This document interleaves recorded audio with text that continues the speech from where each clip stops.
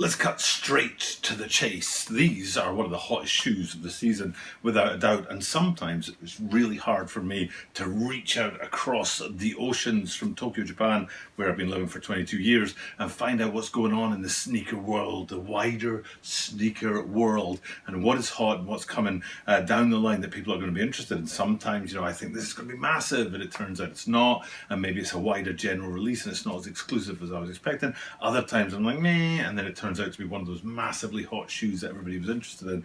This one, the Air Jordan 1 High Pollen, I'm almost certain is going to be a huge shoe. And the reason I know that is because we've started something new at the channel recently, and I have to just cut to the chase on this. That basically what we're doing is that I can't get sneakers in my size 95% of the time out here in Tokyo, Japan. I wear a 30.5 centimeters sneakers, and they only go up to 30 centimeters. Not half a centimeter. It matters. You know what I'm talking about. If you bought a pair of shoes, even a half a centimeter too small for you, after like 10 minutes, your toes feel like they're burning right across the end, and there's just no way, it doesn't work. So that half a centimeter matters, and usually can't find sneakers in my size. And then I realized, well, instead of just oh, poor me, I can't get the sneakers, I thought, well, why don't I just say I'll try for them on the sneakers app. Hit that W button, try and get the score in the old sneakers app. And if I do, in somebody else's size, I'm happy to give them away for retail plus shipping. And that is, includes anything, collaborations. The Travis Scott one lows, for example. I know a lot of people are interested in those. Today I'm shooting this on the 11th, and I think the Travis Scott one lows come on the 13th in 2 days' time. So don't come in my size. I'll try for somebody else's size out there, and if I manage to get them, yay, you've got yourself one of the hottest pair of shoes from the season for retail plus transport. And remember, I'm here in Japan. But these guys, sorry, and I'm just going to cut straight to it. I said this in the video that's linked down below in the description, that it's when I can't find shoes in my size, I'll try and find them in your size. But what we're looking at right here in the old green screen is a picture of the sneakers app, Tokyo, Japan, and you'll notice two monstrously huge pieces of information on there. And the biggest one, I think, is actually where it says August 23rd on these. I think what you guys will be seeing out there is August the 14th. I don't know if your 14th is going to be delayed to my 23rd, or if I'm getting these guys 8 days later than you're getting these guys. Definitely let me know in the comments down below about the drop dates where you are. But like I said, it's on the sneakers app here as August the 23rd. And it's only on things like, Sneaker News and Kicks on Fire and stuff like that. I'm seeing it's August the 14th overseas and things like that. So that's huge detail number one. And then huge detail number two, especially for me, is they're saying that the size run goes up to 30.5 centimeters, which never happens. So I know people out there want to get these shoes. I know a lot of people out there are saying, dude, get them for me. I'd happily give you retail plus the cost of shipping for those in a size 28 or 26 or whatever. But when it comes down to it, if they're in my size, I'm not going to skip it just for you guys out there. The idea is that I will, pay it forward, as it were, if they don't come in my size. Now, of course, there are two different ways that I could still flunk out on this and you guys could still gain on this. One is if it's not a draw. I hit 30.5 centimeters, click buy, get the old bit fail, then go back again and have a look at them, and they're still available in like 26, 27, 28 centimeters. So that's one way that you might be able to get your hands on these through me. And the other way that you might be able to get them is sometimes sneakers pop back up again. I don't know if you guys do this. I do it a lot, but on the sneakers app there's 3 columns. One is like the news feed on the left, the other one on the right is like upcoming drops, but in the middle is in stock. And if you keep your eye on the in stock, every so often, about 2 weeks after a drop date, sneakers pop back up again that you weren't expecting, that have sold out very quickly. So so that's another way I might be able to grab these guys for you retail from Japan. So it's not a lost cause. It's not completely a fail for you guys. There is still a chance out there that I might be able to get my hands on these guys for you. So so fingers crossed, we'll see where that's going. Of course, if you've no idea what I just said, what I'm talking about, definitely hit that link down below that talks about getting sneakers for retail, potentially ahead of the drop date. In the case of these guys, it seems to be 8 days after the drop date. But all that aside, that's the thing we've been trying at the channel lately, and it's an interesting new sort of direction to take things in, and we'll see where it goes. But it doesn't stop me doing what I have been doing for something like 980 consecutive days without a single day missed, and the reason I know that is because at the end of August it will get to 1,000 consecutive days on YouTube without a single day missed. Like seriously, no New Year's, no birthdays, no holidays, nothing like that. Every single day some kind of video, sometimes twice a day, videos from me, usually about sneakers, and that's what we still do, even though we've got all that fumbling around with trying to get sneakers at retail for you guys.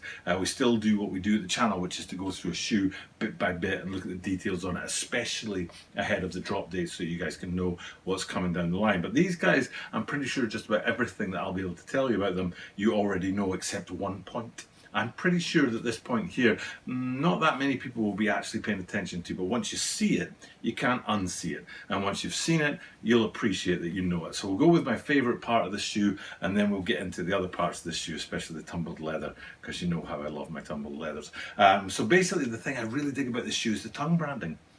Odd little place to go, and a very epic shoe that's a massive sort of upcoming release, one of the biggest shoes of the season. But if you go up onto that tongue branding there, the thing that I really like about it is that the way that it's balanced out between the yellows, the blacks and the white, but especially the white. These shoes are almost completely yellow and black, except for one place where they throw in a bit of white, and that is on the midsole. And if that midsole was the only white on this shoe, it would seem just a little bit out of place, just a touch, just a tiny little bit out of place. But because of that little bit of branding up on the tongue there, the Nike swoosh Air up there, I think I'm right in saying the Nike and the Air are in white, and then in between them you've got a black swoosh, which in and of itself is a great detail, a great little piece of branding on there. But the white in there balances off the white on the midsole. Now, just absolutely love that tiny little feature on this shoe. So maybe you hadn't really been paying attention to that, maybe you hadn't really noticed that, or you weren't really thinking about the importance of it. But I hope now that you see it,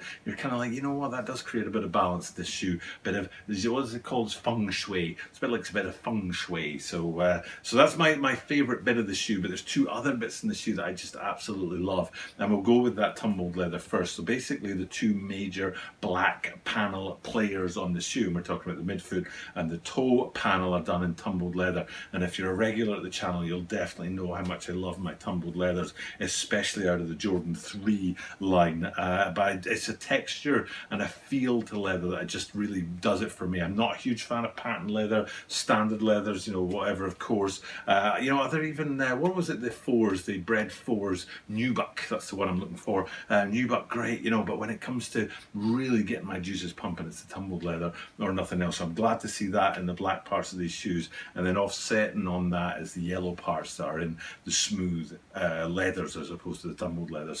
So major detail up on the tongue there for me. The tumbled leather is a big deal too, and then another detail, which is, and it's hard to call these a grail because the price has tanked on them so much recently. We're talking like a $5,000 or $6,000 shoe, and I'm pretty sure you can grab these guys for less than $1,000 now. And what we're talking about is the Tokyo 5s, one of my favorite shoes of all time. A beautiful shoe, and you cannot help but look at today's Pollens and see echoes of those Tokyo 5s, and especially those Tokyo 5s that was down on the sort of heel section where you see branding on, for example, a Dunk Low. You can see that 23 down there in black on the yellow upper, and then we come back to today's shoe and you see the same kind of color blocking with the yellows and the blacks, and a little bit of white thrown in there as well. So happy to sort of draw that line between these Jordan 1 Pollens and those Jordan 5 Tokyos, especially me being here in Tokyo. But like I say, it was a shoe that I thought was out of my reach for a long time, but I'm pretty sure now they might even be a 3-digit shoe instead of a 4-digit shoe. I'll have to look that up.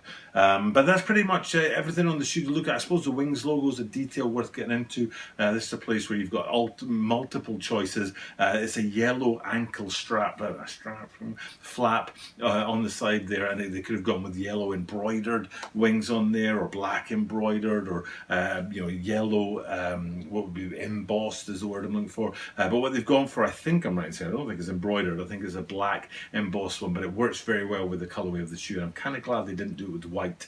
That would have overplayed the white on the tongues and the midsole on these guys. So I'm pretty happy to see them, you know, finish off the shoe with that little detail there. Speaking of finishing things off, I'm pretty sure I'm done looking at these guys today. So it's an epic shoe, a huge shoe coming out for this season. I think a lot of people are interested. I'll be trying for them in my size first, but if that fails, somebody else out there might grab that W from me. So fingers crossed for all of us when these guys come around the line. Maybe for you on August 14th, definitely for me on August the 23rd.